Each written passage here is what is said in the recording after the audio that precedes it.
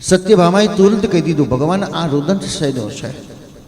તારો ભાઈ ઉત્પાત કરી રહ્યો છે, 16,100 કન્યાઓને કાળાવાસમાં પૂરી છે, ભગવાન મુક્ત કરાવી દો, જાઓ. ભગવાને ભૌમાસુરને સમજાવ્યું, ન માન્યો તો યુદ્ધ કરી અને હરાવી દીધો અને 16,100 કન્યાઓને મુક્ત કરી. બધી જ કન્યાઓ એક જ અવાજમાં કીધું, ભગવાન અમે કોઈ પુરુષ જોયો હોય તો તે આપ છો, તેથી આપ અમારો અંગીકાર કરો. હવે જો ભગવાને એનો સ્વીકાર ન કર્યો તો શું થાત? આજકાલ લોકો એની ટીકાઓ કરે છે, ભગવાન કેટલા બધા ભોગી હતા કે આટલા બધા લગ્ન કર્યા. ભગવાન ભોગી નથી, ભગવાને સમાજને એક નવો વિચાર આપ્યો, નવો એક ક્રાંતિકારી વિચાર સમાજને આપ્યો. જો કૃષ્ણએ એને શરણમાં ન લીધા હોત તો સમાજને કોઈ સ્વીકારે જ ખરો.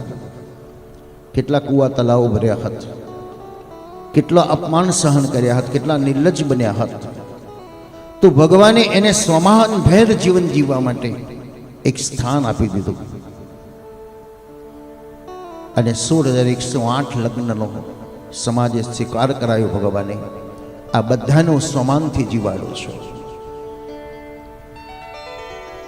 એક ગામડાની અંદર જે કાઠી આવ્યો હતો ને એને કીધું, ગામ લોકોએ કીધું કે ભાઈ મારા રે મુખી, તમે આવા ગરીબને ઘેર ચા પીવા ગયા.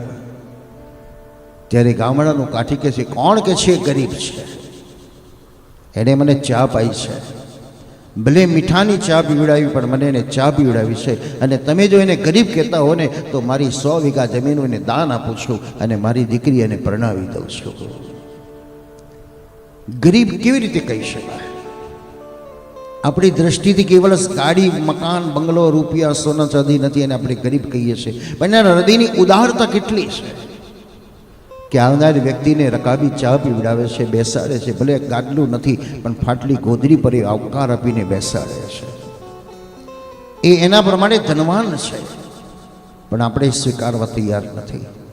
તો ભગવાને પણ આ 16,100 કન્યાઓનો સ્વીકાર એટલા માટે કર્યો કે એને કુવા તલાવ ન ભરવા પડે, એના તરફ કુદૃષ્ટિ ન જુએ અને સ્વમાનથી જીવન જીવી શકે. સમાજને કાયર બનાવવાને બદલે સમાજને સક્ષમ બનાવવાની જરૂર છે. અનાદિકાળ પહેલા સમાજની અંદર ધર્માંતર થયા પછી જે અપકૃત્ય થતા હતા એને કૂવો ભરાવડાવતા, મારી નાખતા હતા, એને ગમે તે કરી નાખે. હવે તું ના જોઈએ એ જડવાદની અંદર આજે વિકૃત પરિસ્થિતિ આવી છે, આપણી સામે આવીને ઊભા છે. સ્વીકારવાની જરૂર છે. ભાઈ ભૂલ થઈ ગઈ, કંઈ વાંધો નહીં, ચાલ. એક ભૂલ ક્ષમાને પાત્ર છે. વારે વારે ભૂલો કરો તો ક્ષમા નહીં, પછી શિક્ષાને પાત્ર છે. પણ ક્યાંક જડવાદના નિયમની અંદર આપણે આપણા પરિવારને પણ તોડફોડ કરી નાખીએ છીએ. ભગવાને આ વિચાર દ્વારા સમાજને એક નવો વિચાર આપ્યો. ઉગતાને બધા જ પૂજે છે.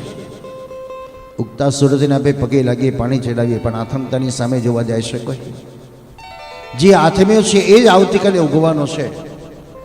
તો ભગવાન કહે છે તો કોઈ વ્યક્તિનું તમે ઇન્સલ્ટ ન કરો, કોઈને ધુતકારો નહીં. આજે તમે જેને ગરીબ કહો છો એ આવતીકાલે સક્ષમ બનીને આવશે તો સલામ ભરવી પડશે. દરેકનો આદર કરો, અનાદર કોઈનો ન કરો. એ કૃષ્ણએ સમાજને વિચાર આપ્યો. ભગવાન ઇન્દ્રપ્રસ્થમાં આવ્યા.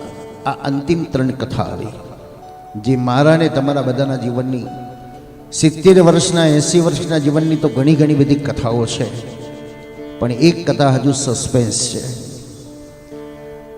જન્મનું દુઃખ આપણે કોઈને કહી શકતા નથી.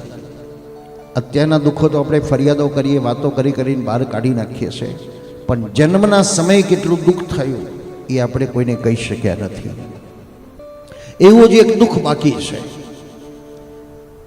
જે આપણે અનુભવવાનું છે જો, પણ કોઈને કહી શકવાના નથી. અને તે દુઃખ કયું? મૃત્યુનું દુઃખ છે. એ સમયે કેટલી પીડા થાય છે, કઈ મુસીબત છે, કઈ મૂંઝવણ છે, આપણે કોઈને કહી શકતા નથી. જાણીએ છીએ, અનુભવીએ છીએ, સમજીએ છીએ, છતાં પણ કહી શકાતું નથી. કારણ આ દુઃખ સ્વ અનુભૂતિની કથા છે. પોતાની જાતે અનુભવ કરવાનો છે. જન્મ મૃત્યુ જરા વ્યાધિ દુઃખ દોષાનો દર્શન. મારા ને તમારા જીવનમાં કેટલી તકલીફો આવી છે, આર્થિક, પારિવારિક, શારીરિક, માનસિક. એ બધી જ પરિસ્થિતિઓમાં સમાજે, પરિવારે સગા સ્નેહી હોય, બધાએ સાથ આપતા આપતા આપતા આપણે અહીં સુધી પહોંચ્યા છે. પણ હજુ એક અંતિમ એક્ઝામ જે આપણી બાકી છે.